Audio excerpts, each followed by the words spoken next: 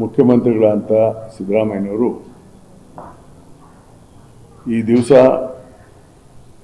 ಕರ್ನಾಟಕ ರಾಜ್ಯದ ಆಡಳಿತದ ಇತಿಹಾಸದಲ್ಲಿ ಅತಿ ಹೆಚ್ಚು ಸೇವೆಯನ್ನು ಸಲ್ಲಿಸಿದ ಮುಖ್ಯಮಂತ್ರಿಗಳೆಂದು ಇತಿಹಾಸದಲ್ಲಿ ದಾಖಲೆ ಆಗ್ತಾ ಇದೆ. ಈ ಹಿಂದೆ ನಮ್ಮ ರಾಜ್ಯದಲ್ಲಿ ಅತಿ ಹೆಚ್ಚು ಕಾಲ ಮುಖ್ಯಮಂತ್ರಿಗಳಿಗೆ ಸೇವೆ ಸಲ್ಲಿಸಿದಂಥವರು ಸನ್ಮಾನ್ಯ ದೇವರಾಜ ಅರಸರು. ದೇವರಾಜ ಅರಸವರು 1972ರಲ್ಲಿ ಮುಖ್ಯಮಂತ್ರಿಯಾಗಿ ಒಂದು ಸಾಮಾಜಿಕ ನ್ಯಾಯದ ಪರಿಕಲ್ಪನೆಯನ್ನು ಕರ್ನಾಟಕ ಜನತೆ ಕೊಟ್ಟಿದ್ದಾರೆ. ಅದ್ರ ಜೊತೆಗೆ ಕೆಲವು ಭೂ ಸುಧಾರಣೆ, ಬಡವರ ಪರ, ಜನಪರ ಕಾರ್ಯಕ್ರಮಗಳನ್ನು ಅವರು ಮಾಡಿದ್ದಾರೆ. ತದನಂತರ ಕರ್ನಾಟಕದ ಇತಿಹಾಸದಲ್ಲಿ ಸನ್ಮಾನ್ಯ ಕೆಂಗಲ್ ಹನುಮಂತಯ್ಯನವರು, ಎಸ್ ನಿಜಲಿಂಗಪ್ಪನವರು, ರಾಮಕೃಷ್ಣ ಹೆಗಡೆ ಅಂತವರು, ಎಸ್.ಎಂ. ಕೃಷ್ಣ ಅಂತವರು ಹಲವಾರು ಜನಪರವಾದಂಥ ಮುಖ್ಯಮಂತ್ರಿಗಳು ಒಂದು ಕರ್ನಾಟಕದ ಸರ್ವಾಂಗೀಣ ಅಭಿವೃದ್ಧಿ ಬಗ್ಗೆ ದೂರದೃಷ್ಟಿಯ ನಾಯಕತ್ವವನ್ನು ಕೊಟ್ಟಿದ್ದಾರೆ. ಮೌಲ್ಯಾಧಾರಿತ ಮತ್ತು ಪ್ರಾಮಾಣಿಕ ರಾಜಕಾರಣವನ್ನು ನೀಡಿದ್ದಾರೆ. ಅದೇ ಮಾದರಿಯಲ್ಲಿ ತಮ್ಮದೇ ಆದಂಥ ಒಂದು ವಿನೂತನ ಶೈಲಿಯಲ್ಲಿ ಸನ್ಮಾನ್ ಸಿದ್ದರಾಮಯ್ಯನವರು ದೇವರಾಜ ಅರಸು, ರಾಮಕೃಷ್ಣ ಹೆಗಡೆಯವರು, ನಿಜಲಿಂಗಪ್ಪನವರು, ಕೆಂಗಲ್ ಹನುಮಂತಯ್ಯನವರು, ಎಸ್.ಎಂ. ಕೃಷ್ಣ ಇನ್ನಿತರ ಜನಪರವಾದಂಥ ಮುಖ್ಯಮಂತ್ರಿಗಳ ಹಾದಿಯಲ್ಲಿ ಹೋಗುವುದರ ಜೊತೆಗೆ ಇನ್ನೂ ಒಂದು ಹೆಜ್ಜೆಯನ್ನು ಮುಂದಿಟ್ಟಿದ್ದಾರೆ. ಅದಕ್ಕೆ ಈ ಸಂದರ್ಭದಲ್ಲಿ ಅವುಗಳಿಗೆ ವೈಯಕ್ತಿಕವಾದಂಥ ನಾನು ಅಭಿನಂದನೆಗಳನ್ನು ಸಲ್ಲಿಸ್ತೇನೆ. ನಾನು ಸಿದ್ದರಾಮಯ್ಯನವ್ರನ್ನ 1985ರಿಂದ ಬಲ್ಲೆ. ಯಾಕಂದರೆ ನಾನು 1985ರಲ್ಲಿ ಜನವರಿ 5ರಲ್ಲಿ ಮೊಟ್ಟ ಮೊದಲೇ ಶಾಸಕ ಆದಂಥವ್ರು. ಅವರು 83ರಲ್ಲಿ ಶಾಸಕರಾದಂಥವ್ರು. ಹೀಗಾಗಿ ಅವರ ಪರಿಚಯ ಒಂದೇ ಪಾರ್ಟಿಯಲ್ಲಿದ್ದೀವಿ ನಾವು. ಅವರ ನಮ್ಮ ಪರಿಚಯ ಸರಿಯಾಗಿ ಜನವರಿನಲ್ಲೇ ಆಗಿದ್ದು. ಇವತ್ತು 6, ನಾನು ಜನವರಿ 5ಕ್ಕೆ MLA ಆಗಿದೆ. ಇವತ್ತು 41 ಇಯರ್ಸ್ ಆಯ್ತು ನಾನು MLA ಆಗಿ. ಸೊ ಅಂದಿನಿಂದ ಅವ್ರನ್ನ ನಾನು ನೋಡ್ತಾ ಬಂದಿದ್ದೇನೆ. ಅವರ ಜನಪರ ಕಳಕಳಿ, ಅವರ ಪ್ರಾಮಾಣಿಕ ವಿಚಾರ, ಒಂದು ಬದ್ಧತೆ ನಾನು ಅವರ ಇದನ್ನ ಕಾರ್ಯಶೈಲಿ ನನಗೆ ಅಂದೇ ಆಕರ್ಷಿತವಾಗಿತ್ತು. ನಾನು ಅವತ್ತು ರಾಮಕೃಷ್ಣ ಹೆಗಡೆ ಅಂತ ನಾಯಕರ ಜೊತೆಗೆ JH ಪಟೇಲ್ರು, ದೇವೇಗೌಡರು, ತದನಂತರ ನಾನು ಕಾಂಗ್ರೆಸ್ ಸೇರಿದಾಗ ಎಸ್.ಎಂ. ಕೃಷ್ಣ ಅವರು ಮತ್ತು ಸಂಸತ್ ಸದಸ್ಯನಾಗಿ ಆಯ್ಕೆ ಗುಜರಾಲ್, ದೇವೇಗೌಡರು, ವಾಜಪೇಯಿ ಅವರಂಥ ಪ್ರಧಾನಮಂತ್ರಿಗಳು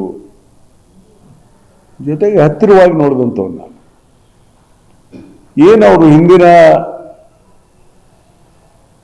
ನಮ್ಮ ಜನನಾಯಕರಿದ್ರು, ಅವರಿಗೆ ರಾಷ್ಟ್ರದ ಅಭಿವೃದ್ಧಿಯ ಪ್ರಾಮಾಣಿಕ ಚಿಂತನೆ ಇತ್ತು. ಆ ಚಿಂತನೆ ದಾರಿಯಲ್ಲೇ ಇವತ್ತು ಸಿದ್ದರಾಮಯ್ಯ ಇದ್ದಾರೆ. ಅದು ನನಗೆ ಬಹಳ ಸಂತೋಷ ಆಗಿರೋದು. ಯಾಕಂದ್ರೆ ಇತ್ತೀಚಿನ ದಿನದ ರಾಜಕಾರಣ ಜಾತಿ, ಧರ್ಮ, ಪಕ್ಷಪಾತ, ವಂಶ ಪರಂಪರೆ ಆಡಳಿತ, ಭ್ರಷ್ಟಾಚಾರ ಇವೆಲ್ಲವನ್ನ ಅಳವಡಿಸ್ಕೊಂಡ್ಬಿಟ್ಟಿದೆ. ನಮ್ಮ ದೇಶದಲ್ಲಿ ಈ ಪರಿವರ್ತನಾ ಕಾಲ ಬರಬೇಕಾಗಿದೆ. ಈಗ ಖಂಡಿತವಾಗಿ ಪರಿವರ್ತನೆ ಕಾಲ ಬರಬೇಕಾದಂಥ ಅವಶ್ಯಕತೆ ಇದೆ, ನನಗದು ಅನಿಸಿದೆ. ಇಂಥ ಕಾಲದಲ್ಲಿ ಸನ್ಮಾನ್ ಸಿದ್ದರಾಮಯ್ಯನವರು ಈ ರಾಜ್ಯದ ಮುಖ್ಯಮಂತ್ರಿಯಾಗಿ ಅತ್ಯಂತ ಜನಪರ ಆಡಳಿತವನ್ನು ಕೊಡ್ತಾ ಇದ್ದಾರೆ, ಸಂತೋಷದ ವಿಚಾರ. ಮತ್ತು ಬಹಳ ಜನ ಸಿದ್ದರಾಮಯ್ಯನವ್ರನ್ನ ಕೆಲವು ಜಾತಿವಾದಿಗಳನ್ನು ಕೊಡ್ತಾರೆ. ನಾನು ಇದನ್ನು ಒತ್ತಿ ಹೇಳ್ತೇನೆ, ಅವರು ಖಂಡಿತವಾಗಿ ಜಾತಿವಾದಿಗಳಲ್ಲ. He is not for the caste, he is for the class. Backward class, not backward caste. ಅಂದರೆ ವರ್ಗರಹಿತವಾದಂಥ ಸಮಾಜ ಮತ್ತು ಸಮಾನತೆಯನ್ನು ತರಬೇಕಂತ ಹೋರಾಟ, ಆ ಚಿಂತನೆ ಸಿದ್ದರಾಮಯ್ಯನವ್ರ ಹತ್ರ ಇದೆ. ಅದಕ್ಕಾಗಿಯೇ ಅವರು ಬಸವ ತತ್ವದ ಅನುಯಾಯಿ ಅಂತ ಹೇಳ್ತಾರೆ. ಯಾರು? ಸಿದ್ದರಾಮಯ್ಯ. ನಾನು ಬಸವನ ಅನುಯಾಯಿ. ಅಂದರೆ 12ನೇ ಶತಮಾನದಲ್ಲಿ ಶರಣರು, ಬಸವೇಶ್ವರರು ಏನು ಸರ್ವರಿಗೆ ಸಮಪಾಲು ಸಮಬಾಳು ಸಿಗಬೇಕಂತ ಹೇಳಿ ಇವತ್ತು ಜಾತ್ಯತೀತವಾದಂಥ ಸಮಾಜವನ್ನು ನಿರ್ಮಾಣ ಮಾಡಬೇಕಂತಿದ್ರು. ಆ ಚಿಂತನೆಯಲ್ಲೇ ಅವರು ಅದನ್ನು ಹೇಳಿದ್ರಿಂದ ಅಲ್ಲೇ ಸ್ಪಷ್ಟವಾಗಿ ಅವರಿಗೆ ಜಾತ್ಯತೀತ ಮನೋಭಾವನೆ ತೋರಿಸ್ತದೆ ಅಂತ ನಾನು ಅಂದ್ಕೊಂಡಿದ್ದೀನಿ. ಹೀಗಾಗಿ ಸಿದ್ದರಾಮಯ್ಯನವರ ಕಳಕಳಿ ಜನಪರವಾಗಿ ಇವತ್ತೇನು ಗ್ಯಾರಂಟಿ ಸ್ಕೀಮ್ಗಳು ಕೊಟ್ಟಿದ್ದೇವೆ ನಮ್ಮ ಕಾಂಗ್ರೆಸ್ ಸರ್ಕಾರ, ಕಾಂಗ್ರೆಸ್ ಪಕ್ಷ ಇದನ್ನು ತೀರ್ಮಾನ ಮಾಡಿತು. ಇವತ್ತು ನನ್ನ 2.5 ವರ್ಷ, 3ನೇ ವರ್ಷದಲ್ಲಿ ಈಗ ನಾವು ಇದನ್ನು ಅಳವಡಿಸ್ಕೊಂಡಿದ್ದೇವೆ, ಹಣ ಕೊಟ್ಟಿದ್ದೇವೆ, ಹಣದ ಕೊರತೆ ಇಲ್ಲ. ಆರ್ಥಿಕ ಶಿಸ್ತಿನಿಂದ ಒಳ್ಳೆ ಆಡಳಿತವನ್ನು ಕೊಟ್ಟಿದ್ದಾರೆ. ಆದರೆ ಇದು ಸಾಲದು, ಇನ್ನೂ ಪರಿಣಾಮಕಾರಿಯಾಗಿ ಜನಪರವಾದ ಆಡಳಿತ ಆಗಬೇಕು. ಅದಕ್ಕೀಗ ಅವಕಾಶ ಇದೆ ಸಿದ್ದರಾಮಯ್ಯನವರಿಗೆ. ಇನ್ನೂ 2.5 ವರ್ಷಗಳ ಕಾಲ ಅವರು ಮುಖ್ಯಮಂತ್ರಿ ಆಗಿ ಸೇವೆ ಸಲ್ಲುವಂಥ ಅವಕಾಶ ಅವ್ರ ಮುಂದಿದೆ. ಅದಕ್ಕೆ ಈ ಸಂದರ್ಭದಲ್ಲಿ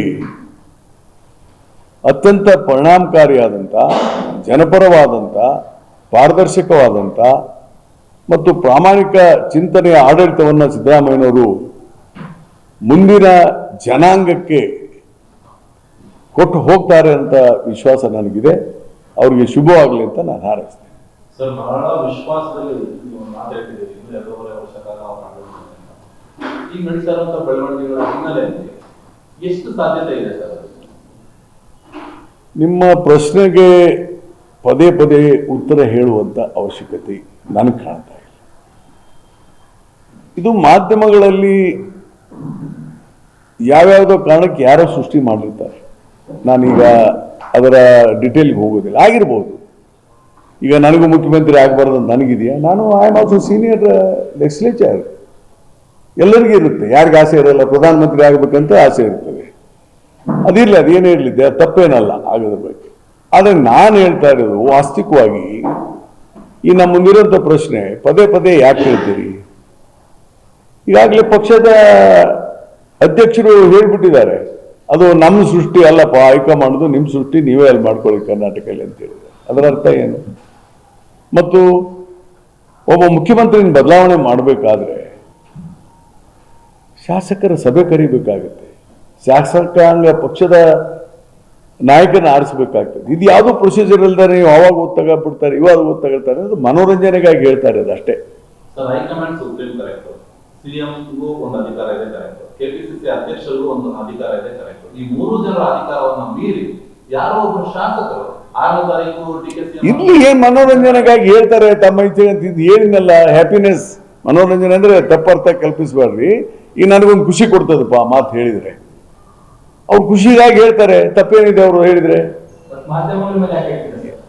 ನಾನೇನು ಹೇಳಿಲ್ವಲ್ಲ. ನೀವು ಇದನ್ನ ಮಾಡ್ತಾರ, ಪ್ರಕಟಣೆ ಮಾಡ್ತಾರ ಅಲ್ರಿ. ಈಗ ಮಾಧ್ಯಮ ನೋಡಿ, ಮಾಧ್ಯಮಗಳು ನೀವು ಪ್ರಕಟಣೆ ಮಾಡ್ತಿರಲ್ಲ, ಮತ್ತೆ ನಿಮ್ಮ ಮೇಲೆ ಹಾಕ್ಬೇಕಲ್ಲ. ನಾವು ಯಾರ ಮೇಲೆ ಹಾಕ್ಬೇಕು? ನಮ್ಮ ಕೋಪನ ನಿಮ್ಮ ಮೇಲೆ ಹಾಕ್ಬೇಕು. ಹಾಕ್ಬಿಡೋದು ಯಾಕೆ? ಇವತ್ತಿನ ಸಂದರ್ಭದಲ್ಲಿ ವ್ಯಕ್ತಿಗತವಾದ ಅಲ್ಲಲ್ಲ, ನಾನು ಹೇಳ್ತೇನೆ, ಇವತ್ತಿನ ಸಂದರ್ಭದಲ್ಲಿ ವ್ಯಕ್ತಿಗತವಾದಂತ ರಾಜಕೀಯ ಪ್ರಶ್ನೆಗಳು ಬೇಡ. ನಮ್ಮ ಮುಂದಿರೋ ಪ್ರಶ್ನೆ ಜನರ ಪ್ರಶ್ನೆ, ಜನರಿಗೆ ಆಡಳಿತ ಕೊಡ್ಬೇಕು ನಾವು. ಇಲ್ಲಿ ಮುಖ್ಯಮಂತ್ರಿ ಪ್ರಶ್ನೆ ಅಲ್ಲ, ಇದು ವ್ಯಕ್ತಿಗತವಾದಂಥ ಪ್ರಶ್ನೆ ಅಲ್ಲ. ಈಗ ಮುಖ್ಯಮಂತ್ರಿ ಸಿದ್ದರಾಮಯ್ಯ ಇದ್ದಾರೆ, ಈಗ ನಾವು ಅವ್ರನ್ನ 2.5 ವರ್ಷಕ್ಕಂತ ಎಲ್ಲರೂ ಆರಿಸಿದೇವಾ? ಈ ನನ್ನನ್ನ ಶಾಸಕ ಅಂತ ಆರಿಸಿದ್ದಾರೆ 5 ವರ್ಷಕ್ಕೆ. ಅನ್ಲೆಸ್ ಇಟ್ ಡಿಸಾಲ್ವ್ ಡಿಸಾಲ್ವ್ ಆಗೋವರೆಗೂ ನಾನು MLA ಆಗೇ ಇರ್ತೇನೆ 5 ವರ್ಷದವರೆಗೂ. ಅದಕ್ಕೆ ಅವ್ರನ್ನ ತೆಗೆಯೋವರೆಗೂ ಇಲ್ಲ, ಅವ್ರು ರಾಜೀನಾಮೆ ಕೊಡಬೇಕು, ಇಲ್ಲ ಅವ್ರನ್ನ ಶಾಸಕರು ಹೈಕಮಾಂಡ್ ತೆಗಿಬೇಕು. ಆ ಪ್ರಶ್ನೆನೇ ಇಲ್ಲ ಅಂತ ಹೇಳಿದ್ಮೇಲೆ ಮತ್ತೆ ಅವ್ರು 5 ವರ್ಷ ಇರಲ್ವಾ? ಹಂಗಾರೆ ನಾಳೆ ನೀವು ಅಸೆಂಬ್ಲಿ ಡಿಸಾಲ್ವ್ ಆಗಿಬಿಡುತ್ತೆ, XMLA ಆಗ್ತಾರೆ ಅಂತ ಹೇಳಕ್ಕಾಗುತ್ತಾ? ಆದ್ಮೇಲೆ ತಾನೆ. ಅದಕ್ಕೆ ಇದು ಆ ಪ್ರಶ್ನೆ ನಮ್ಮ ಮುಂದಿಲ್ಲ. ಈಗಾಗಲೇ ಬಜೆಟ್ ಅನ್ನ ತಯಾರು ಮಾಡಲಿಕ್ಕೆ ಇವತ್ತು ಮುಖ್ಯಮಂತ್ರಿಗಳು ನನಗೂ 4 ಗಂಟೆಗೆ ಕರೆದಿದ್ದಾರೆ. ಮುಂದಿನ ವರ್ಷದ ಬಜೆಟ್ ಪ್ರಿಪೇರ್ ಮಾಡ್ತಾ ಇದೀವಿ ಈಗ. ಬಜೆಟ್ ಪ್ರಿಪರೇಷನ್ ಸ್ಟಾರ್ಟ್ ಆಗಿದೆ. ಎಸ್, ಇವತ್ತು ಏನು ಹೇಳ್ತೀನಿ, ಮೊದಲೇ ಇದು ಹೆಂಗ್ ಮಾಡಬೇಕು ಅನ್ನೋಂಥ ಚಿಂತನೆ ನಮ್ಮ ತಲೆಯಲ್ಲಿ ಬಂದಿದೆ. ನಮ್ಮ ವಿಚಾರಗಳನ್ನ ಅವ್ರ ತಲೆಯಲ್ಲಿ ಹಾಕ್ತೇವೆ. ಅವ್ರು ಏನು ಹೇಳ್ತಾರೆ ಕೇಳ್ಕೊಂಡು ಜನವರಿ 16 ನಂತರ ಒಂದು ಪ್ರೈಮರಿ ಪಿಕ್ಚರನ್ನ ಇಲಾಖೆಯವರು ಕೊಡ್ತಾರೆ.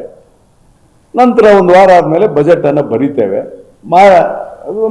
ಯಾವ March first week February last week ಯಾವ ದಿವಸ ಸಿದ್ದರಾಮಯ್ಯನವರು ಫೈನಾನ್ಸ್ ಮಿನಿಸ್ಟರ್ ಅವರು ನಿಗದಿ ಮಾಡ್ತಾರೆ, ಬಜೆಟ್ ಅನ್ನ ಕೊಡ್ತೇವೆ ಈ ವರ್ಷ. ಈಗ ನನಗೆ ಬಂದಿರೋ ಮಾಹಿತಿ ಇಷ್ಟಿದೆಯಪ್ಪ. ಅದನ್ನ ಬಿಟ್ಕೊಂಡು ಈಗ ಇಲ್ಲದ ಪ್ರಶ್ನೆಗಳನ್ನು ಹೂವಾಪುವ ಎಂದು ದಯವಿಟ್ಟು ಹೇಳ್ಬಾರ್ರಿ. ಈಗ ನಮಗಿರೋದು ನೀವು ಕ್ವಶನ್ ಕೇಳಿ, ಕರ್ನಾಟಕಕ್ಕೆ ಮುಂದೆ ಸಿದ್ದರಾಮಯ್ಯನವರ ಆಡಳಿತ ಏನ್ ಮಾಡ್ತದೆ ಅಂತ ಕೇಳಿದ್ರೆ ನಾನು ಖುಷಿ ಪಡ್ತೀನಿ. ಯಾಕಂದ್ರೆ ನಾನು ನಿಜವಾಗಿ ಹೇಳ್ತೇನೆ, ವಿತ್ ಓಪನ್ ಹಾರ್ಟ್, ಪರಿಣಾಮಕಾರಿ ಮತ್ತು ಜನಪರವಾದಂಥ ಇದನ್ನು ನಾವು ಕೊಡಲೇಬೇಕೀಗ. ಅದು ಸಿದ್ದರಾಮಯ್ಯನವರು ಉಳಿಸ್ಕೋಬೇಕು ಮುಂದಿನ ಇದರಲ್ಲಿ ಅಂತ ನಾನು ಅವರ ಒಬ್ಬ ವೆಲ್ ವಿಷರ್ ಆಗಿ ನಾನು ಹೇಳ್ತೇನೆ. ಸರ್, ಇದಿಷ್ಟು ಅಂದ್ರೆ ಅತಿ ಹೆಚ್ಚು ಕಾಲ ಸಿಎಂ ಆಗಿ ಆಡಳಿತ ಮಾಡೋದಂತ ದಾಖಲೆ ಮಾಡಿದ್ರಲ್ಲ, ಇದು ಒಂದು ಅತ್ಯಂತ ಜವಾಬ್ದಾರಿಯುತವಾದಂತ ಸಮಯ. ಡೆಫಿನೆಟ್ಲಿ. ಎರಡನೇದು ಅಲ್ಲ, ಇದು ಒಂದು ನಿಮಿಷ ಒಂದು ಅಮೆಂಡ್ ಮಾಡ್ತೀನಿ. ಹೆಚ್ಚು ಕಾಲ ಕಡಿಮೆ ಕಾಲದ ಪ್ರಶ್ನೆ ಅಲ್ಲ, ಅದು ನಮ್ಮ ಅಭಿಮಾನಕ್ಕೆ ಹೇಳೋದು. ಅತಿ ಹೆಚ್ಚಿನ ಕಾಲಕ್ಕೆ ಮಾಡಿದ್ದಾರೆ ದಾಖಲೆ ಮಾಡಿದಂತ ಅದು ಅಭಿಮಾನಕ್ಕೆ ಹೇಳೋದು ಒಂದೇ, ಅದು ಅಭಿಮಾನಕ್ಕೆ ಹೇಳೋದು. ಇರ್ಲಿ ಸರ್, ಈಗ ಒಂದು ಅತಿ ಹೆಚ್ಚು ಕಾಲ ಆಡಳಿತ ಮಾಡಿದಂತ ಸಿಎಂ, ಒಂದು ಅತಿ ಹೆಚ್ಚು ಬಜೆಟ್ ಗಳನ್ನ ಮಂಡಿಸಿದಂತ ಸಿಎಂ ಅನ್ನೋದು ಎರಡು ದಾಖಲೆ. ಡೆಫಿನೆಟ್ಲಿ. ಈಗ ಇಂಥ ಸಂದರ್ಭದಲ್ಲಿ ರಾಜ್ಯದ ಜನತೆ ಈ ಬಜೆಟ್ ನಲ್ಲಿ ಏನನ್ನ ನಿರೀಕ್ಷೆ ಮಾಡಬಹುದು? ಅದು ನಾನು ಈಗ ಹೆಂಗೆ ಹೇಳಕ್ಕಾಗುತ್ತೆ? ಇವತ್ತು ಫಿಲ್ಮ್ ಡಿಸ್ಕಷನ್ ಆಗ್ಬೇಕಲ್ಲ, ಎಷ್ಟು ಲಕ್ಷ ಕೋಟಿ ನಮ್ಮ ಬಜೆಟ್ ಆಗಬೇಕು, ಏನ್ ಮಾಡಬೇಕು, ನನ್ನ ಚಿಂತನೆಯನ್ನು ಅವ್ರಿಗೆ ಹೇಳ್ತೇನೆ ನಾನು ಇವತ್ತು.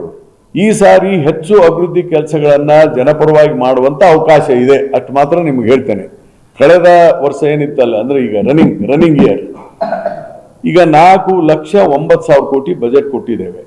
ಇದಕ್ಕಿಂತ ಹೆಚ್ಚಿನ ಬಜೆಟ್ ಮಂಡಿಸುವಂತ ನಿರೀಕ್ಷೆ ಇದೆ. ನಾನು ಸಜೆಷನ್ ಕೊಡ್ತೇನೆ ಎಷ್ಟು ಮಾಡಬೇಕು ಸರ್ ಅಂತ ಹೇಳಿ. ಅದರಲ್ಲಿ ಈ ಸಾರಿ ಕ್ಯಾಪಿಟಲ್ ಎಕ್ಸ್ಪೆಂಡಿಚರ್ ಅಂದ್ರೆ ಅಭಿವೃದ್ಧಿಯ ಕಾಮಗಾರಿಗಳಿಗೆ ಹೆಚ್ಚು ಮಹತ್ವವನ್ನು ಕೊಡಬೇಕು ಮುಂದಿನ 2 ವರ್ಷಗಳ ಕಾಲ. ಅಂದ್ರೆ ಈ ಡೆವಲಪ್ಮೆಂಟ್ ವರ್ಕ್ಸ್ ಇದೆಯಲ್ಲ ಕೊಡಬೇಕು. ಅದರಲ್ಲಿ ವಿಶೇಷವಾಗಿ ನೀರಾವರಿ UKP ಕಾಮಗಾರಿನ ತೆಗೆದುಕೊಳ್ಳಿಕ್ಕೆ ನಾವು ಏನ್ ಮಾಡ್ಬೇಕು ಅಂತ ಚಿಂತನೆ ಮಾಡ್ಬೇಕನ್ನಂತ ವಿಚಾರವನ್ನ ನಾನು ಮುಖ್ಯಮಂತ್ರಿಗಳ ಗಮನಕ್ಕೆ ತರ್ತೇನೆ. ಇದು ಪ್ರಿಲಿಮಿನರಿ. ಲೆಟ್ ಡಿಸ್ಕಷನ್ಸ್ ಆದ್ಮೇಲೆ ಮಾತಾಡೋಣ. ಕಾಂಗ್ರೆಸ್ನ ಮುಖ್ಯಮಂತ್ರಿಯವರು ಇಂಥದೊಂದು ದಾಖಲೆಯನ್ನ ಮಾಡ್ತಾರೆ, ಪಕ್ಷದಲ್ಲಿ ಎಷ್ಟು ಮಟ್ಟಿಗೆ ಸಂತೋಷ ಇದೆ? ಎಲ್ಲರಿಗೂ ಖಂಡಿತವಾಗಿ ಸಂತೋಷ ಇದೆ. ಯಾರಿಗೆ ಅಸಂತೋಷ ಇದೆ? ಅಸಂತೋಷ ಯಾರಿಗೂ ಇಲ್ಲ, ಎಲ್ಲರಿಗೂ ಸಂತೋಷ ಇದೆ. ಸಿದ್ದರಾಮಯ್ಯನವರು ಮುಖ್ಯಮಂತ್ರಿಗಳು ಹೆಚ್ಚು ಕಾಲ ಆಗಿರೋದ್ರೆ ಎಲ್ಲರೂ ಸಂತೋಷ ಪಡ್ತಾರೆ. ಪಕ್ಷದಿಂದ ಏನಾದರೂ ಅವ್ರಿಗೆ ಅಭಿನಂದನೆ ಸಲ್ಲಿಸುವಂತ ಆ ವಿಚಾರ ನನಗೆ ಗೊತ್ತಿಲ್ಲ, ಸಲ್ಲಿಸಬಹುದು. ಡೆಫಿನೆಟ್ಲಿ ಪಾರ್ಟಿ ಮಾಡ್ತದೆ, ಬಟ್ ಆ ಪ್ರಶ್ನೆ ಇಲ್ಲಿ ಇಲ್ಲ. ಈಗ ನನಗೆ ಹಂಗ ಅನಿಸ್ತದೆ. I feel so. ಪಕ್ಷದ ಹೈಕಮಾಂಡ್ ಏನ್ ತೀರ್ಮಾನ ಮಾಡುತ್ತೆ ಅದ್ರ ತೀರ್ಮಾನ ಮಾಡಿದ್ಮೇಲೆ ಶಾಸಕರ ಸಭೆ ಕರೆದು ತೀರ್ಮಾನ ಮಾಡ್ತಾರೆ. ಅವರು ಮತ್ತೆ ಹೈಕಮಾಂಡ್ನಾಗ ನಾವೆಲ್ಲರೂ ಕೇಳ್ಬೇಕಾಗುತ್ತೆ. ತಪ್ಪೇನಿದೆ? DK ಶಿವಕುಮಾರ್ ಮುಖ್ಯಮಂತ್ರಿ ಆಗಬಾರ್ದು ಅಂತ ಯಾರು ಹೇಳಿದ್ದಾರೆ? ಈಗ ನಾನು ಮುಖ್ಯಮಂತ್ರಿ ಆಗ್ಬೇಕಂತೀನಿ, ಆಗಬಾರ್ದು ಅಂತಿದೆಯಾ? I also elected from 1985. ಅದಕ್ಕೆ ಮುಖ್ಯಮಂತ್ರಿ DK ಶಿವಕುಮಾರ್ ಆಗ್ಲಿಕ್ಕೆ ಅರ್ಹರಿದ್ದಾರೆ. ನಾನು ಅನರ್ಹ ಅಂತ ಎಂದು ಹೇಳಿಲ್ಲ ಅವ್ರ ಬಗ್ಗೆ. Definitely he may get A chance. ಅವ್ರಿಗೊಂದು ಅವಕಾಶ ಸಿಗಬಹುದು ಮುಂದೆ. ನನಗೂ ಒಂದು ಅವಕಾಶ ಸಿಗಬಹುದು, ನಿಮಗೂ ಇನ್ನೊಬ್ಬರಿಗೂ ಒಂದು ಅವಕಾಶ ಸಿಗಬಹುದು. ಎಲ್ಲರಿಗೂ ಇರುತ್ತೀರಿ. ನಾನು ಪ್ರಧಾನಮಂತ್ರಿ ಆಗ್ಬೇಕಂತೀನಿ. ನಾನು ಒಮ್ಮೆ ಪ್ರೈಮ್ ಮಿನಿಸ್ಟರ್ಗೆ ಇಟ್ಟಿದ್ದೀನಿ. ಯಾಕೆ ಈ ಚಿಲ್ಲರೆ ಕೆಲಸನ ಬೇಡ ಅಂತ. ಅಲ್ಲ, ನಾನೇನ್ ಹೇಳ್ತೇನೆ, ದಯವಿಟ್ಟು ಅರ್ಥ ಮಾಡಿ. ಆಕಾಂಕ್ಷಿ ಆಗೋದ್ರಲ್ಲಿ ತಪ್ಪಿಲ್ಲ. ಸಮಯ ಸಂದರ್ಭ ನೋಡ್ಕೊಂಡು ಮಾಡೋಣ. ಇವತ್ತಿನ ಖುಷಿ ಪಡಬೇಕಾದದ್ದು ಒಬ್ಬ ಒಳ್ಳೆ ಮುಖ್ಯಮಂತ್ರಿ ಇಷ್ಟು ಕಾಲ ಸರ್ವ್ ಮಾಡಿದ್ದು ನಾವು ಹ್ಯಾಪಿ ಇದ್ದೇವೆ.